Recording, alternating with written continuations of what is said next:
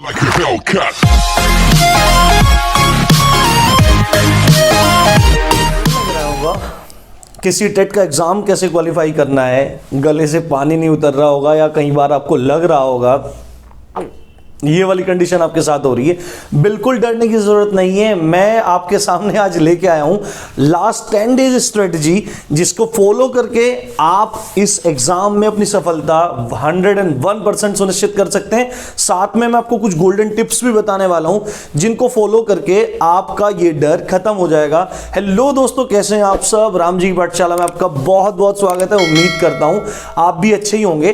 तो बिना देरी किए आइए शुरू करते हैं। Let's get started. देखो, जैसा आप सबको बताया कि 31 जनवरी को आपका एग्जाम है और आप में से मैक्सिमम लोग या सभी लोग अच्छे तैयारी में लगे हुए हैं और ये वीडियो देख रहे हैं, तो आप इस वीडियो को देखते रहिए क्योंकि काफ़ी इंफॉर्मेटिव वीडियो आपके लिए होने वाला है। साथ में मैं इसमें आपको ये बताने वाला हूं कि इस टाइम आपको स्पेशली किन किन टॉपिक्स पे फोकस करना चाहिए जहां से आपका क्वेश्चन आना ही आना है। तो सबसे पहले देख लेते हैं कि आपके दो पेपर होने हैं, पेपर 1 एंड पेपर 2।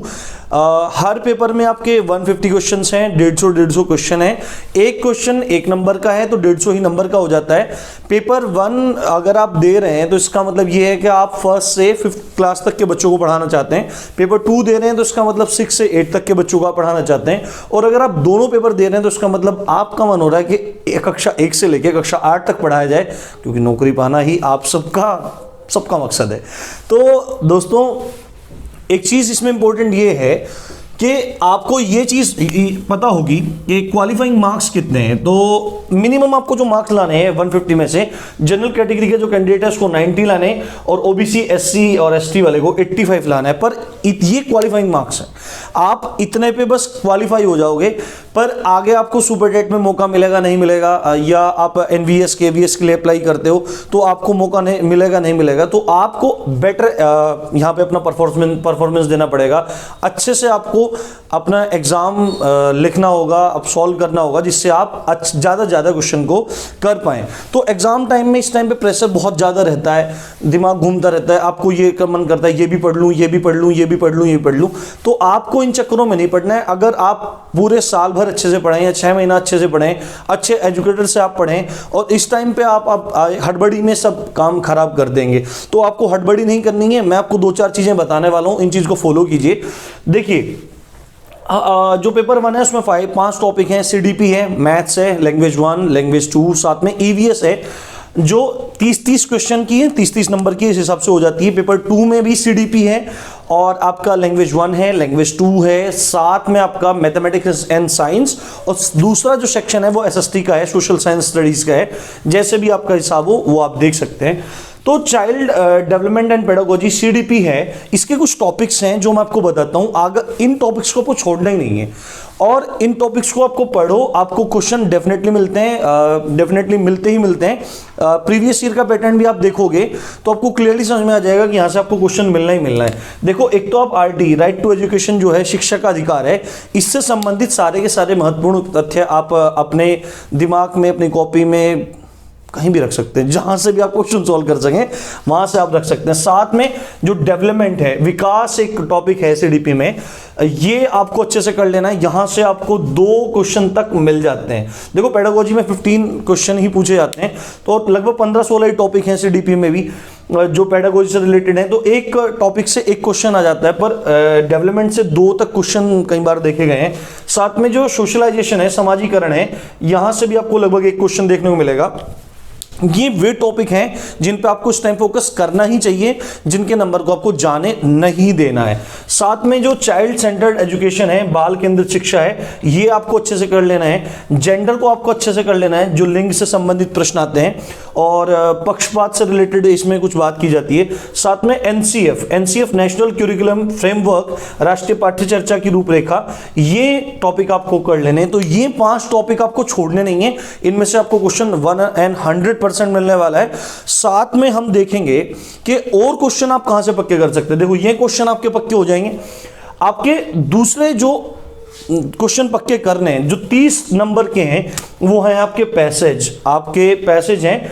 अगर आपकी इंग्लिश लैंग्वेज है, हिंदी लैंग्वेज है, तो आपको देखना है कि 15 नंबर के तो आपको इंग्लिश में पैसेज आ रहे हैं, 15 नंबर के आपके हिंदी में पैसेज आ रहे हैं, तो आपको इन नंबरों को छोड़ना नहीं है बिल्कुल भी। अब आप कैसे इनको सॉल्व करने की कोशिश करेंगे? देखो, आप अपनी स्पीड बढ़ाइए। स्पीड कैसे बढ़ाएंगे वो मैं आपको समझाऊंगा, अभी इधर टिप्स में हम लोग डिस्कस करेंगे।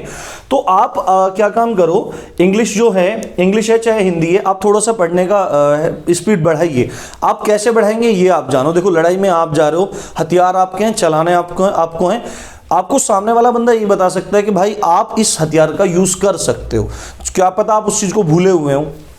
तो इंग्लिश में, हिंदी में ये 15 नंबर है। अब इनको प्रैक्टिस कैसे करें भाई? Practice and practice. आपको क्या काम करना है, पिछले 15 से 20 साल के पेपर उठा लाओ, जो मॉक टेस्ट आ रहे हैं, नेट पे भी हैं, यूट्यूब चैनल्स पे भी हैं, और बाजार में, मार्केट में बहुत मिलेंगे आपको। तो आप जो भी लाओ अच्छे से ले आओ और मैक्सिमम करने की कोशिश करो। जितने कर सकते हो आप 5 कर सकते हो, 10 कर सकते हो दिन में। अब ये 10 दिन का लास्ट टाइम है, पूरी जान लगा दो। एक बार एग्जाम क्वालिफाई, यार भाई जिंदगी मौज में हो जाएगी, फिर आपको फर्दर अप्लाई करना होगा, भीड़ से अलग हो जाएंगे। तो ये दोनों चीज आपको करनी है पैसेज में, इंग्लिश और हिंदी को। इन मार्क्स को पक्का करना है। साथ में देखो, अब ईवीएस है, जो ईवीएस है पेपर 1 का पार्ट है। ईवीएस के लिए आप केवल एनसीईआरटी फोकस करो, बाकी आप इधर से ये मटेरियल, वो मटेरियल, ये सब एडेड रहते हैं। एनसीईआरटी में सीधे क्वेश्चन पूछे जाते हैं भाई, एनसीईआरटी से सीधे क्वेश्चन आपको पूछे जाएंगे। नो टेंशन, नो फिकर, सीधे एनसीईआरटी। साथ में आप कहां से कवर करेंगे? Previous year question paper. देखो, ये जो 10 दिन की स्ट्रेटजी है, इसमें कुछ खास नहीं है, कोई भी आपको सिंपल सी बात बता देगा। देखो, लास्ट 10 दिन होते हैं सहेजने के। जितना आपने पढ़ाया आप उसको सहेज लो, और हम इसका उल्टा करते हैं, हम ऐसे फैलाने लगते हैं, ये पढ़ना, ये पढ़ना, ये पढ़ना, ये पढ़ना। आपको इतनी चीजें नहीं पढ़नी है, आपको समेटना है आपने जितना पढ़ा है, और खुद पे विश्वास करना है, क्योंकि जो आदमी खुद पे विश्वास करता है दोस्त, उससे बड़ी ताकत किसी के पास नहीं होती। वो खुद भी एक ताकत होता है और उसकी ताकत भी सबसे बड़ी होती है। तो एनसीईआरटी आप ईवीएस के लिए कीजिए, प्रीवियस ईयर क्वेश्चन पेपर से कीजिए।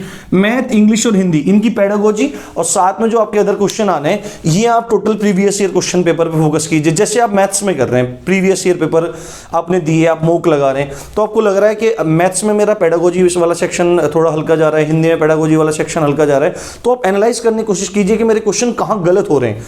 कई बार तो आपको ये लगेगा आपको क्वेश्चन आता है पर आप कर नहीं पा रहे हैं, तो आपको क्वेश्चन करना ही पड़ेगा। भाई देखो वो क्यों गलत हो रहा है, वो एग्जाम बर्डन की वजह से गलत हो रहा है या प्रेशर की वजह से गलत हो रहा है। अब आगे बात कर लेते हैं गोल्डन टिप्स के बारे में। देखो, ये 2, ये 3, ये 4, एक की बात कर ली। तो कुल मिला के देखो, मैंने सारी बात बताई। प्रीवियस ईयर क्वेश्चन पेपर करेंगे और पार हो जाएगी आपकी नैया। तो देखो, मैंने यहां पे लिखा है, do mock and previous year question paper in exam whole environment. आप अपने 2.5 घंटे का आपका पेपर होना है, 2.5 घंटे घड़ी में भर के एक तरफ बैठ जाओगे, मेरे को कोई डिस्टर्ब नहीं करेगा, पानी वानी जो रखना है रख लो, और सीधे आपको क्या काम करना है, अपना पेपर कोई भी मॉक उठाओ, और ऑफलाइन आप कहे तो कोशिश करो आप साथ में OMR शीट भी रखो, मार्केट में मिल जाती है। तो बिल्कुल एग्जाम होल एनवायरनमेंट बना लो और तब उसमें करना शुरू करो। इससे आपको फायदा ये होगा, 10 दिन में ही आपको फर्क दिख जाएगा। इससे आपको फायदा ये होने वाला है कि आपका माइंड उस प्रेशर को झेलेगा। 10 दिन के अंदर अंदर आपको हैबिट पड़ जाएगी। डेली 2 लगाओ। मैं केवल बोल रहा हूँ प्रीवियस ईयर क्वेश्चन पेपर, कुछ टॉपिक्स आप पढ़ लो, और अभी 1-2 चीज बताने वाला हूँ, उन चीजों को आप पढ़ो। तो 2 पेपर आप लगाओ, एक मॉर्निंग में लगाओ, एक इवनिंग में लगाओ, तो उससे आपको एग्जाम एनवायरनमेंट में पेपर देने की आदत हो जाएगी और आप एग्जाम प्रेशर को झेल पाएंगे। तो आपको मॉक लगाना है, जितने ज्यादा आप लगा सको, 15, 20, 30, 40, जितने भी आप लगा सको उतने लगा लो। साथ में जो तीसरा इंपॉर्टेंट पॉइंट है, अब देखो आप लोग क्या काम करते हो, या कोई भी इस दुनिया में जो बंदा होता है वो क्या काम करता है, प्रैक्टिस सेट देगा, मॉक लगाएगा, और उसके अगर अच्छे नंबर आ जाते हैं तो खुश होकर बाहर घूमने निकल जाता है। आपको घूमना नहीं है, आपको एनालाइज करना है। एनालाइज किए बगैर आप अपनी टेबल से, अपने चेयर से उठेंगे नहीं। एनालाइज क्या करना है कि मैंने गलतियां कहां पे की हैं, मेरा वीक सेक्शन कौन सा जा रहा है। देखो भाई, जो आपका मजबूत है वो आपका मजबूत है, चाहे आप उसे पढ़ो या ना पढ़ो, तो आप उस पर खुश मत हो, आप उस चीज पे काम करो जो आपका वीक है। तो वीक पोर्शन को उठाओ, उसमें कमियों को देखो, आपकी क्या कमियां आ रही हैं क्या नहीं, तो ये एनालाइज करने की कोशिश करो। और देखो, इसमें मैंने यही 3rd पॉइंट में बात बोली है, find your week section and and work on it, आप इस पे काम कीजिए। और फाइनली जो रामबाण जो आपको बता रहा हूँ, revise only from one source, आप अपना सोर्स डेफिनेट कीजिए, एक सोर्स से पढ़िए। अगर सीडीपी पढ़ रहे हैं तो किसी भी चैनल से पढ़ लीजिए, यूट्यूब चैनल से पढ़ लीजिए, आपके पास कोई बुक होगी।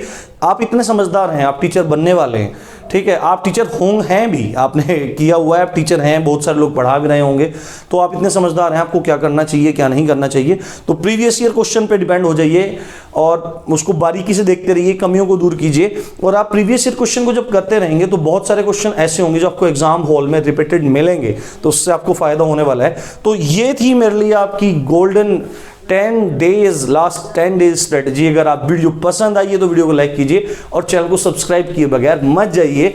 आप देख रहे थे राम जी की पाठशाला, मैं हूं राम भारद्वाज। जय हिंद, जय भारत।